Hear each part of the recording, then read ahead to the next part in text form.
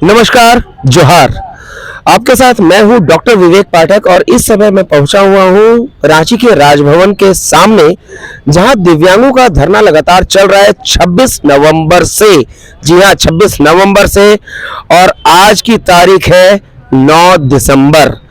आप समझ सकते हैं कितना दिन हो गया। आज 14 दिन पूरे हो गए। 14 दिन पूरे हो गए। बिल्कुल बिल्कुल, आज 14वां दिन है और अब तक इनकी समस्याओं के समाधान के लिए सरकार की ओर से कोई कदम उठाया जाता हुआ नहीं दिखाई दे रहा है। हमारे साथ शमशेर राही जी हैं। आइए इनसे जानते हैं कि अब तक इन 14 दिनों में क्या क्या हुआ। शमशेर जी, अभी तक क्या रहा, क्या हुआ है? आप लोगों के समर्थन में, आप लोगों के बारे में कुछ हुआ है या नहीं? नहीं, सरकार की तरफ से अभी तक कुछ नहीं हुआ। सिर्फ ये हुआ है कि हम लोग परसों के दिन यहाँ से मुख्यमंत्री आवास को घेरने जा रहे थे, जिसके लिए परमिशन भी नहीं मिली थी। जब हम लोग रोड पे आए और काफ़ी 1000-1200 की तादाद में थे हम लोग, इस संख्या को लेकर जा रहे थे, तो प्रशासन हमें रोक ली और रोक कर करके हमें रोड से आगे बढ़ने नहीं दिया गया। इस तरह 2-3 घंटे जब बीते, आपस में बहस मुबाहिसा भी हुआ पुलिस और हम लोग के बीच में। इस बीच में सीएमओ से एक प्रतिनिधि प्रशासन का आता है, जो लॉ एंड ऑर्डर के देखने रेखने वाले लोग हैं। वो आते हैं और कहते हैं आपको सीएम साहब से हम लोग मिलाएंगे, चलिए 6 लोग आप लोग अपना नाम दीजिए और चलिए, वहाँ पे वार्ता होगा। तो हम लोग को खुशी हुई कि शायद ये एक्टिविटी काम आ गई, सरकार जाग गई है। हेमंत भैया को पता चल गया है कि दिव्यांग लोग अब मानेंगे नहीं, तो शायद बुला लिया गया है। तो जब हम लोग वहाँ पहुँचे तो मामला कुछ उल्टा ही दिखा। सीएमओ में जब हम लोग को गाड़ी में भर के ले जाया गया, तो वहाँ पता चलता है कि सीएमओ के जो बड़ा बाबू होते हैं, रिसीवर जो होते हैं, वो बैठते हैं, बोलते बताइए अपनी समस्या क्या है। तो हमने कहा कि आपको तो पत्र हम लोगों ने 26 नवंबर को ही दिया था। तो बोले नहीं, हमारे पास कोई पत्र नहीं है।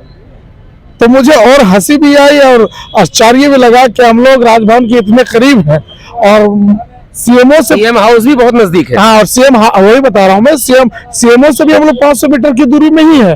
बताइए, इसके बावजूद विजिलेंस, सीआईडी, खुफिया विभाग क्या कर रही है कि उन्हें पता ही नहीं कि हम लोग 26 नवंबर से यहाँ बैठे हुए हैं। अब समझिए, यहाँ से जब ये एक्टिविटी हुई दिव्यांगों की, जब हम लोग वहाँ गए, तब हम लोग का वो मांग पत्र लेते हैं और ये आश्वासन कहते हैं कि हम लोग को 2 से 3 रोज का समय दीजिए। अभी वो बाहर है, मुख्यमंत्री यहाँ नहीं है, बल्कि इस स्टेट में नहीं, ये भी एकजुट था।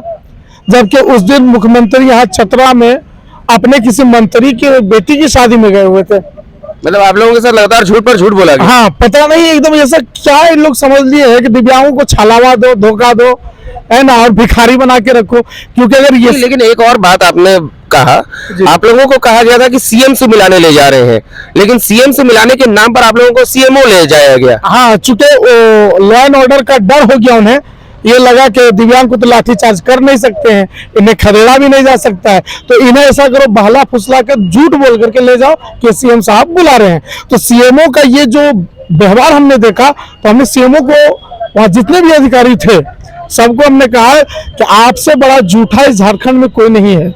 आप लोगों ने धोखा देके हमें बुलाया है, हमारी ताकत को अब टुकड़ों में बांट के हमें कमजोर कर दिया, हमारे आंदोलन को अब रोकना चाहते हैं। बोले ऐसी बात नहीं, हमारी सिंपैथी, बोले आपकी सिंपैथी से नहीं काम चलेगा, कोई नेता मंत्री से भी नहीं चलेगा।